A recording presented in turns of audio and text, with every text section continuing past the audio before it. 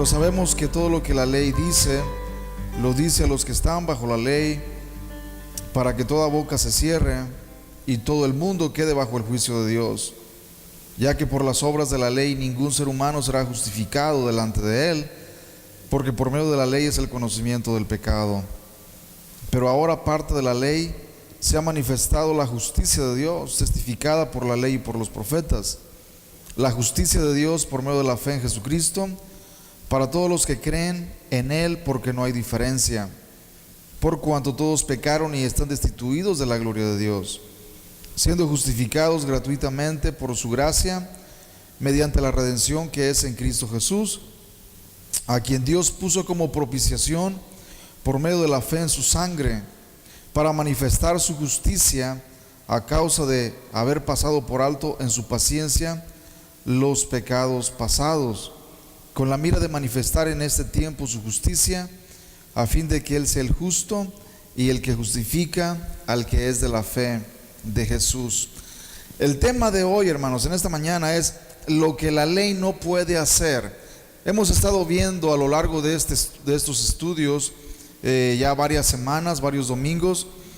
Hemos visto las características de la ley de Dios, lo que la ley de Dios es, cómo el creyente está de alguna manera obligado a observar la ley de Dios debido a que sus mandamientos son eternos, son inmutables.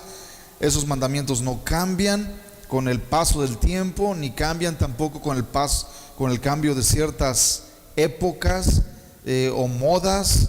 La ley de Dios permanece firme.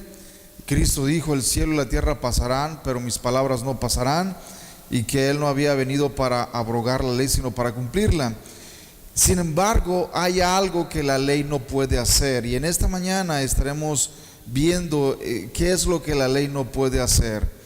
Y la introducción dice de la siguiente manera: ya hemos visto que hasta la buena ley de Dios puede llegar a ser una cosa mala al ser abusada, cuando se usa en una manera contraria a su carácter y propósito. Probará ser beneficioso el intentar resumir precisamente lo que la ley no puede hacer en sí misma, para no caer en el error de usarla ilegítimamente. En primer lugar, como se acaba de mencionar, la ley no puede contribuir en nada a la justificación personal de alguien que está bajo la maldición de la misma por haber violado sus preceptos. Ante el estándar de la ley de Dios, el pecador siempre estará condenado en vez de ser declarado justo. Por las obras de la ley, ningún ser humano será justificado delante de Él. Romanos 3:20. Los que desean encontrar aceptación delante de Dios basados en sus buenas obras, no pueden encontrar su favor. De Cristo os desligasteis los que por la ley os justificáis, de la gracia habéis caído, dice Gálatas 5:4. El intento mismo de ganar la justificación en esta manera es fútil, porque el hombre no es justificado por las obras de la ley, sino por la fe en Jesucristo. Gálatas 2:16.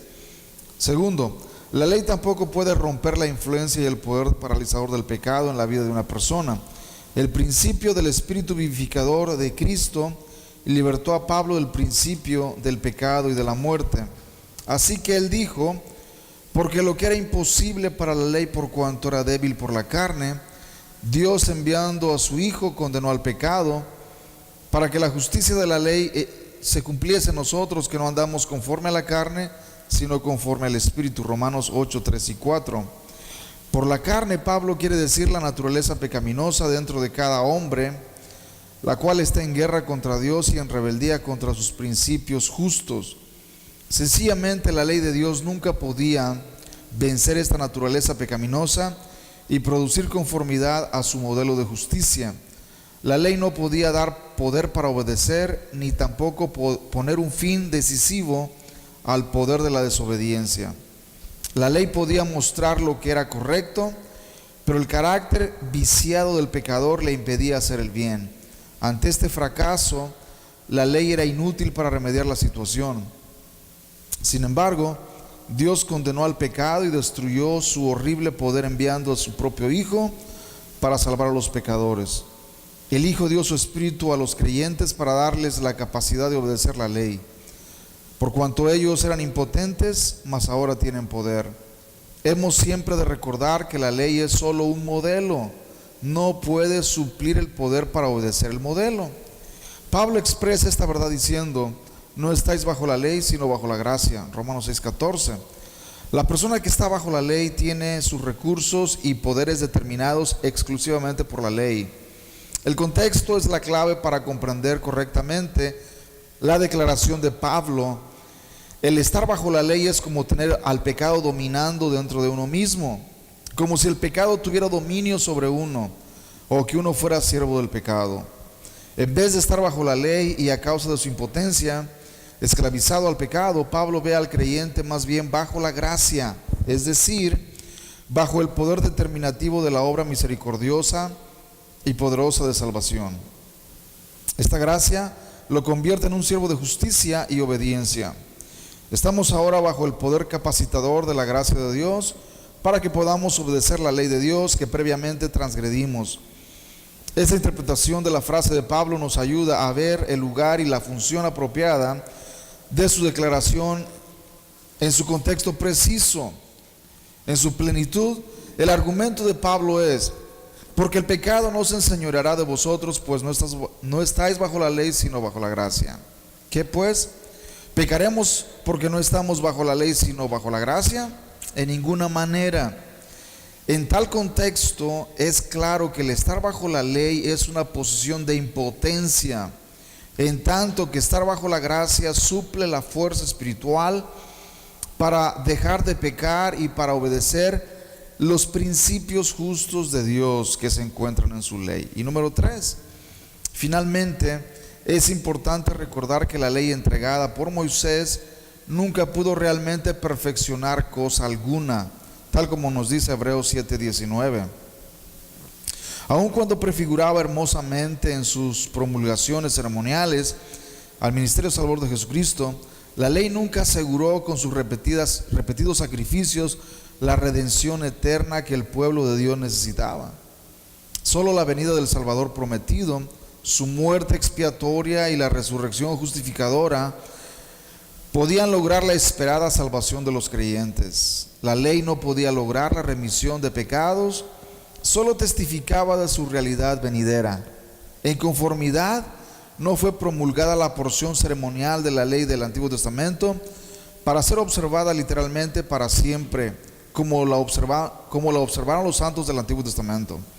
Fue impuesta hasta el tiempo de reformar las cosas. Con la venida del Salvador, las sombras quedan atrás. El sistema ceremonial queda detenido y no está más en vigor. El insistir en guardar estas ordenanzas de la misma manera en que lo hacían los creyentes del Antiguo Testamento sería manifestar una actitud legalista hacia la salvación, tal como dice Gálatas 4:8-10. Sería algo retrógrado y ofensivo a Cristo, a quien apuntaban las ceremonias del Antiguo Testamento. Hemos visto, hermanos, que las leyes ceremoniales del Antiguo Testamento quedaron abrogadas con la venida de Cristo. Y que, por ejemplo, en el día de hoy nosotros no traemos corderitos aquí a la iglesia para presentarlos en sacrificio al Señor o presentar su sangre tal como se hacía en el Antiguo Testamento. No traemos más sacrificios de animales. ¿Por qué razón? Porque la Biblia dice que el sacrificio perfecto es Cristo y Él fue sacrificado y no necesitamos más sacrificios de animales. Así que los sacrificios de animales quedaron abolidos y por lo tanto eso ya no se practica. Ahora bien, cuando nosotros vemos en el Nuevo Testamento de que no estamos bajo la ley sino bajo la gracia, ¿qué significa eso? ¿De qué manera podemos nosotros entender estas palabras del apóstol Pablo? El autor nos ha explicado que estas palabras significan que ahora estamos bajo la gracia de Dios y debido a que estamos bajo la gracia tenemos el poder de Dios disponible para poder obedecer los mandamientos de Dios. El apóstol Pablo en ninguna manera pensaba que los cristianos ahora son libres para quebrantar la ley de Dios, no. Él no pensaba que como cristianos ahora vamos a hacer lo que nosotros querramos, que al fin y al cabo no estamos bajo la ley, sino estamos bajo la gracia, no. El punto de Pablo era que la ley, cuando estaban los creyentes del Antiguo Testamento bajo la ley, ellos no tenían ese poder que les capacitara para obedecerla como nosotros ahora lo tenemos. El poder de Dios está disponible a nosotros de una manera que no lo estaba en el tiempo antiguo o en el Antiguo Testamento. Él menciona tres cosas, hermanos, que la ley no podía hacer, y en la introducción las vimos. Dice el número uno, que la ley no puede contribuir en nada a la justificación personal. ¿Qué quiere decir esto? Que no importa cuánto nos esforcemos por guardar los mandamientos de Dios, no podemos ser justificados, no podemos ser perdonados al tratar de guardar perfectamente los mandamientos de Dios. Número uno, porque en primer lugar no podemos guardar los mandamientos perfectamente. ¿Qué persona en este mundo puede decir: yo he guardado los mandamientos de Dios perfectamente? Nadie. Ningún ser humano puede hacerlo. Solamente hubo uno, Cristo, quien guardó la ley perfectamente. Pero de ahí en fuera nadie puede guardar los mandamientos de Dios de manera perfecta. Por lo tanto, el querer justificarnos o el querer recibir el perdón de nuestros pecados tratando de guardar la ley de Dios, los mandamientos de Dios, es inútil. No se puede. No hay manera de que una persona pueda ser justificada o perdonada esforzándose en guardar perfectamente los mandamientos de Dios. La ley no puede justificar a nadie. La ley lo único que hace es nos muestra lo que es malo, lo que es bueno, pero no nos da el poder para hacer lo que es bueno. La ley solamente es el código de conducta, pero no nos da el poder para obedecer los mandamientos que ella nos da. Y número dos, dice que la ley tampoco puede romper la influencia y el poder paralizador del pecado en la vida de una persona. Y es cierto, la ley no tiene el poder para ayudarnos a quebrar el pecado en nuestra vida. Hermanos, si no fuera por el poder del Espíritu Santo, nosotros no podríamos romper el círculo vicioso del pecado en nuestra vida.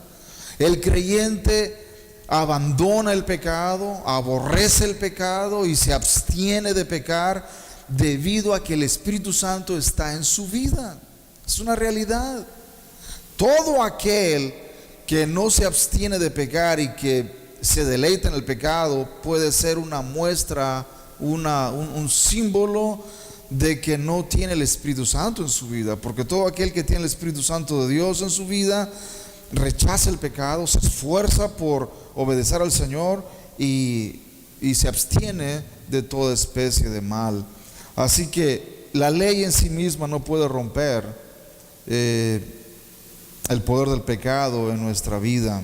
Es solamente el Espíritu de Dios.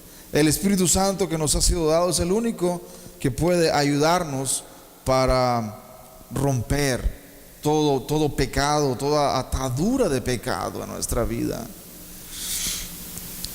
No sé si ustedes recuerdan, por ejemplo, cuando recién vinieron al Señor, tenían patrones de conducta,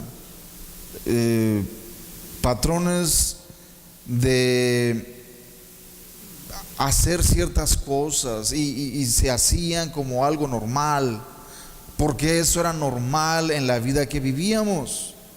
El estilo de vida que vivíamos era algo normal hacer esas cosas. Pero cuando venimos al conocimiento de Cristo, nos dimos cuenta que ese patrón de conducta debería cambiar, debería ser distinto. Y tuvimos que clamar al Señor: Señor, mira, tengo este pecado o este hábito que no es de tu agrado, ayúdame. Y clamamos a Él para que Él nos ayudara. Y el Señor nos ha ayudado a abandonar esas cosas. Y a través del tiempo, a través de los años, hemos abandonado muchas cosas. Es muy cierto que no fue un cambio radical de la noche a la mañana, ha sido un proceso, porque este proceso, hermanos, se conoce como el crecimiento espiritual, la madurez del cristiano. A lo largo de los años, a través del tiempo, el Señor nos va mostrando ciertas áreas que no están bien, las cosas que hacemos no están bien, y Él nos va mostrando y vamos abandonando esas cosas. Bueno, ¿por qué razón podemos hacerlo? ¿Por qué razón podemos abandonar esas cosas que no le agradan a Dios? Por el poder del Espíritu Santo en nuestra vida. Si no fuera por ese poder, hermanos, no podríamos ni siquiera por un día someternos a los mandamientos de Dios, someternos a lo que Dios quiere. Y el número 3, el autor dice que finalmente es importante recordar que la ley entregada por Moisés nunca pudo realmente perfeccionar nada. Y es cierto. La ley de Moisés demandaba que el pueblo trajera sacrificios de animales para ofrecerlos como ofrenda por sus pecados. Y la necesidad de que sábado tras sábado el sacerdote tenía que traer ofrenda por los pecados del pueblo, nos habla claramente de que esos sacrificios de animales, hermanos, no podían quitar los pecados. Esos sacrificios de animales no podían perfeccionar a los creyentes. Pero el sacrificio de Cristo fue hecho una sola vez, y con ese único sacrificio ha podido perfeccionarnos, ha podido hacernos perfectos, hermanos, no en el sentido de que somos perfectos, sino en el sentido de que Él nos ha perdonado, y nos ha perdonado para siempre. La Biblia dice que nunca más se va a acordar de nuestros pecados y nuestras rebeliones. El perdón que Él nos concede, hermanos, no es un perdón condicional, no es un perdón por una semana, un mes o un año. Él no dice: si te portas bien, este perdón sigue vigente, pero si te portas mal o haces algo mal, el perdón se te quita y de ahí en adelante quedas condenado. Hermanos, el perdón no es de esa manera. El perdón de Dios es eterno. Cuando Él nos perdona en Cristo, nos perdona para siempre, para siempre. Y esto hace que el cristiano, hermanos, viva no en temor, sino con confianza y en gozo. ¿Es cierto? No somos perfectos, fallamos, le fallamos al Señor, y sin embargo estamos seguros de que Él, aun cuando le fallamos, Él nos recibe, Él nos perdona. Cuando venimos a Él, le decimos: Señor, perdóname porque te fallé, mira, hice esto que no está de acuerdo a tu voluntad, perdóname. ¿Qué es lo que el Señor hace? Nos perdona. El apóstol Juan dice en 1 Juan 2:1: hijitos, estas cosas os escribo para que si alguno hubiere pecado, abogado tenemos para con el Padre, a Jesucristo el justo. Él es nuestro abogado. Por lo tanto, debido al sacrificio de Cristo, tenemos acceso a la presencia de Dios, tenemos acceso al perdón de nuestros pecados, y algo, hermanos, muy diferente a como los creyentes del Antiguo Testamento lo tenían en el tiempo antes de Cristo. Así que vamos a continuar adelante, y dice: sujeto a la ley. Es interesante, hermanos, el entender por qué Pablo dice que vamos a ir a algunos versículos. Por ejemplo, vamos a ir a 1 Corintios 9:20. Dice: me he hecho a los judíos como judío para ganar a los judíos, a los que están sujetos a la ley, aunque yo no esté sujeto a la ley, como sujeto a la ley para ganar a los que están sujetos a la ley. Porque el apóstol Pablo, hermano, nos habla de esta manera en este versículo? Porque él dice que él no estaba sujeto a la ley para, dice, a los que están sujetos a la ley, aunque yo no esté sujeto a la ley, como sujeto a la ley para ganar a los que están sujetos a la ley. Ahí pareciera decir que él no estaba sujeto a la ley de Dios, a la ley moral de Dios, y en realidad no es así. El apóstol Pablo estaba sujeto a la ley moral de Dios, pero él no estaba sujeto a la ley ceremonial. ¿Cuál es la ley ceremonial? La ley ceremonial, hermanos, la hemos visto a lo largo de este estudio, que es las leyes de limpieza, las leyes de purificación, las leyes de los sacrificios de animales. Esas leyes que quedaron abolidas en Cristo, los cristianos no están más sujetos a ellas. Por eso el apóstol Pablo, cuando él iba a predicar a los judíos, por ejemplo, en el primer siglo, entraba a una sinagoga de judíos y ahí él tenía que actuar como si él todavía fuera un judío que estaba bajo la ley. Si él no actuaba de esa manera, simplemente no lo recibían. Si él no actuaba de esa manera, simplemente, hermanos, lo rechazaban. Por eso él tenía que a veces hasta una vez se rapó, hermanos, el pelo. Se rapó la cabeza, se quitó el pelo para mostrar a los judíos que él estaba haciendo un voto. Esta práctica era común entre los judíos del primer siglo, y de esta manera los judíos lo aceptaron. Él hacía estas cosas para mostrar que él no estaba en contra de la ley de Dios, aun cuando él sabía, hermanos, que esas leyes ya habían terminado en Cristo.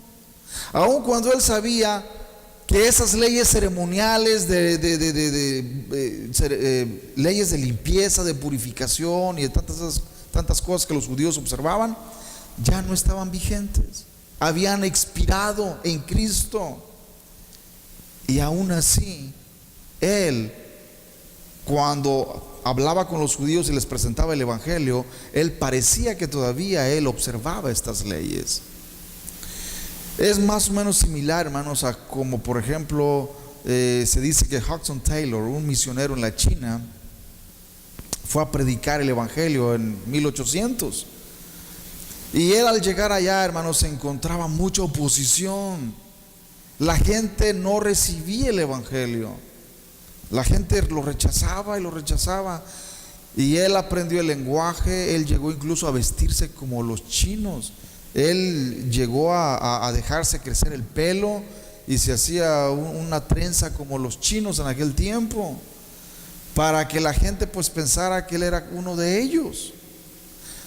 Hermanos, el apóstol Pablo hizo exactamente lo mismo en el primer siglo. Parecía como que él estaba sometido a las leyes ceremoniales de los judíos para ganar a los judíos. Y cuando él predicaba a los gentiles, no tenía necesidad de esas cosas. ¿Por qué? Porque los gentiles no observaban leyes ceremoniales que los judíos observaban. Y ahí él les predicaba el evangelio a los gentiles sin tener que hacer las cosas que hacía cuando estaba con los judíos. Ahora bien, esto, hermanos, no significa que el apóstol Pablo estuviera usando un doble estándar. No significa eso. Significa que él no estaba poniendo obstáculo, tropiezo para el evangelio de Dios. ¿Por qué razón? Hermanos, si vamos el día de hoy a predicar el evangelio a los musulmanes, por ejemplo, países musulmanes, si va una misionera, vamos a decirlo, una misionera de aquí de Estados Unidos a los países musulmanes, jamás va a tener éxito en acercarse a otras mujeres, por ejemplo, si no se viste como ellas. Tiene que vestirse como ellas, usar un vestido de esa manera, un velo como ellas, para poder acercarse a ellas y de esa manera presentarles el evangelio. Eso es exactamente lo que el apóstol Pablo hacía. Nosotros sabemos, hermanos, que esas costumbres no tienen nada que ver y no nos afectan en nada, pero pueden ser de ayuda para poder acercarnos a esas personas y ganarlos para Cristo. Eso es lo que el apóstol Pablo nos está diciendo en este versículo. Me he hecho a los judíos como judío para ganar a los judíos, a los que están sujetos a la ley, aunque yo no esté sujeto a la ley, como sujeto a la ley para ganar a los que están sujetos a la ley. Ahora bien, si vamos Otro versículo, hermano, Romanos 7, 22. Porque según el hombre interior me deleito en la ley de Dios. Notemos bien en esta frase cómo el apóstol Pablo dice que la ley de Dios, él se deleitaba en la ley de Dios, igual que el salmista David. Oh, cuánto amo tu ley, ella es mi meditación de día y de noche. Estas palabras del apóstol Pablo de que se deleitaba en la ley de Dios parecieran ser contradictorias con lo que leímos hace un momento de 1 Corintios, de que él no estaba bajo la ley. Si vamos a Romanos capítulo 6, versículo 14, dice: porque el pecado no se enseñoreará de vosotros, pues no estáis bajo la ley, sino bajo la gracia.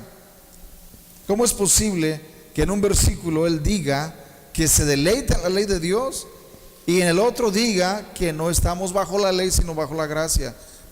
¿Cómo podemos explicar esto, hermanos? Claramente el apóstol Pablo lo estaba diciendo en diferentes contextos. Como vimos, el estar bajo la ley es estar sin el poder del Espíritu Santo para guardar la ley de Dios, es estar bajo la ley. Una persona que está bajo la ley no tiene el poder de Dios, no tiene el poder del Espíritu Santo. En otras palabras, una persona no cristiana, hermanos, está solamente bajo ¿qué? Bajo la ley. Bajo la ley, no bajo la gracia. ¿Por qué bajo la ley? Porque la ley, hermanos, le exige que obedezca los mandamientos de Dios.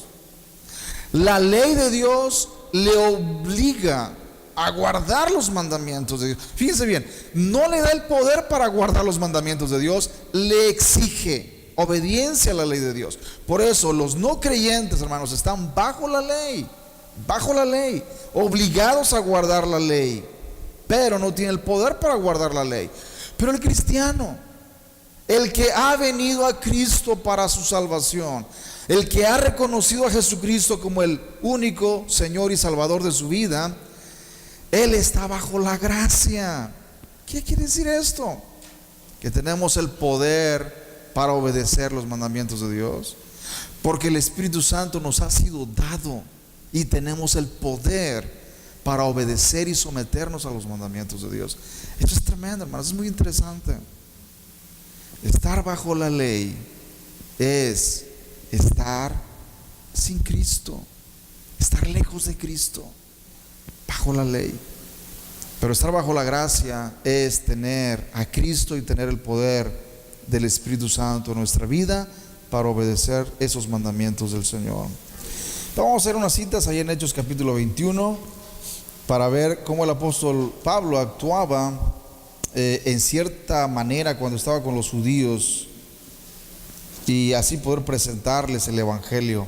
Hechos 21 del 20 al 26 dice de la siguiente manera: cuando ellos lo oyeron, glorificaron a Dios y le dijeron: ya ves, hermano, cuántos millares de judíos hay que han creído y todos son celosos por la ley, pero se les ha informado en cuanto a ti, que enseñas a todos los judíos que están entre los gentiles a apostatar de Moisés, diciéndoles que no circunciden a sus hijos ni observen las costumbres. ¿Qué hay pues? La multitud se reunirá de cierto porque oirán que has venido. Haz pues esto que te decimos. Hay entre nosotros 4 hombres que tienen obligación de cumplir voto. Tómalos contigo, purifícate con ellos y paga sus gastos para que se rasuren la cabeza, y todos comprenderán que no hay nada de lo que se les informó acerca de ti, sino que tú también andas ordenadamente guardando la ley. Pero en cuanto a los gentiles que han creído, nosotros les hemos escrito determinando que no guarden nada de esto, solamente que se abstengan de lo sacrificado a los ídolos, de sangre, de ahogado y de fornicación. Entonces Pablo tomó consigo a aquellos hombres y al día siguiente, habiéndose purificado con ellos, entró en el templo para anunciar el cumplimiento de los días de la purificación, cuando había de presentarse la ofrenda por cada uno de ellos. Hermanos, el apóstol Pablo no creía nada de esto ya. En serio. Él sabía que Cristo había cumplido todo esto, que eso era innecesario. Sin embargo, él estaba presentando el evangelio a los judíos que todavía practicaban estas cosas. Ustedes han de recordar, y hemos visto en los mensajes aquí anteriores, que Cristo, después que fue crucificado, ascendió al cielo, y el Padre, hermanos, les dio 40 años de prórroga a los judíos antes de mandarles el juicio por haber crucificado a Cristo. 40 años. Por lo tanto, aún después de que Cristo resucitó de entre los muertos y ascendió al cielo, los judíos siguieron ofreciendo sacrificios de animales en el templo judío. Ahí el sacerdote y el sumo sacerdote llevaban sus sacrificios de animales por el pueblo y presentaban esos sacrificios delante de Dios para el perdón de los pecados de ellos. Y hacían los votos de purificación y tantas cosas que se practicaban en ese tiempo. En otras palabras, hermanos, no crean que Cristo murió en la cruz y de repente al otro día los judíos abandonaron eso. No, hermanos. 40 años tuvieron que pasar haciendo esto y haciendo esto hasta que Dios les destruyó el templo en el año 70, cuando los judíos dejaron totalmente de hacer lo que estaban haciendo. Pero en todos esos años, hermanos, ellos continuaron con sus prácticas judías. Ellos continuaron. Por esa razón, cuando los apóstoles predicaban a los judíos, ellos estaban todavía inmersos en este tipo de prácticas. ¿Y cómo ellos iban a ganar a los judíos para Cristo? ¿De qué manera? Si los judíos escuchaban que Pablo les decía a los gentiles que todas esas prácticas ya no estaban vigentes, que Cristo había venido y que ahora eso ya no era más necesario. Bueno, los judíos que escuchaban esto, hermanos, se enfurecían. ¿Se dan cuenta? Se enfurecían. ¿Cómo es posible que este hombre ande haciendo esta propaganda entre los gentiles de que estas leyes ya no son válidas más? Y hermanos, varios de ellos querían no solamente meterlo preso, pero querían matar al apóstol Pablo. Así que cuando él iba a estar en esta reunión, él tuvo que aparentar como que estaba guardando esas leyes de purificación. Se rapó la cabeza, hizo voto, y para aparentar que en realidad estaba todavía aceptando esas prácticas. Él sabía que eso ya no era necesario, hermanos. Él sabía que hacer eso no le afectaba en nada o no le beneficiaba en nada. Por lo tanto, él lo hacía porque sabía que era necesario no poner tropiezo al evangelio de Cristo y poder testificar a estos judíos. Ahí en Hechos capítulo 18, versículo 18, vemos otro ejemplo. 18 y 18 dice: y muchos de los que habían creído venían confesando y dando cuenta de sus hechos. No, es el 19. El 18 dice: mas Pablo, habiéndose detenido aún muchos días ahí, después se despidió de los hermanos y navegó a Siria, y con él Priscila y Aquila, habiéndose rapado la cabeza en Cencrea, porque tenía hecho voto. Una vez más, el apóstol Pablo se rapa la cabeza para mostrar a los judíos de esas aldeas o de esos lugares que él no estaba en contra de esas costumbres y esas prácticas judías, aun cuando él sabía que ya no estaban vigentes, hermanos. Pero raparse la cabeza y presentarse delante de ellos como alguien que observaba eso no le afectaba en lo mínimo. No le afectaba en lo mínimo, porque él sabía, hermanos, él conocía el evangelio de la gracia de Dios y no le afectaba. Es como, por ejemplo, hermanos, ustedes van a una casa de a un budista, por ejemplo. Ese budista tiene a Buda ahí en su casa, ahí, mono ahí sentado, con la panza ahí de fuera, ¿eh? Y ellos les dicen, no, aquí para entrar a esta casa tienes que quitarte los zapatos, porque si no, aquí la costumbre es esta. Y hermanos, quitarse los zapatos, ¿en qué les va a afectar a ustedes? En nada. Ustedes saben que al hacerlo no están adorando al Buda ni nada por el estilo, porque no es el evangelio de la gracia de Dios. Bueno, de la misma manera, el apóstol Pablo sabía que raparse la cabeza no le afectaba en nada. La libertad, hermanos, que tiene el cristiano en Cristo, que conoce la palabra de Dios, es tremenda. Porque podemos relacionarnos con otros que tienen una religión diferente, personas que creen completamente distinto a nosotros. Y cuando nos dicen, bueno, mira, aquí tú tienes que, si quieres entrar aquí, pues tienes que quitar tus zapatos, tu sombrero, lo que sea, y no hay ningún problema. Si no lo hacemos, hermanos, creamos ahí un conflicto, y las personas no fácilmente van a estar disponibles. Así que eso es lo que Pablo hizo, y no hay nada malo en ello, aunque él sabía que eso ya había pasado. Dice la conclusión: los judíos vivían bajo los ritos ceremoniales transmitidos desde el tiempo de Moisés. En 1 Corintios 9:20, Pablo, reconociendo que estos ritos no podían lograr realmente la salvación y que fueron puestos fuera de vigor por la obra expiatoria de Cristo, dice que sin embargo él actuaba como sujeto a la ley a fin de ganar a los judíos para Cristo. Con algunos hombres él se ajustó a estos ritos, pero con otros no. Él era todas las cosas a todos los hombres sin perder jamás su fe en la realidad que estaba en la ley de Cristo.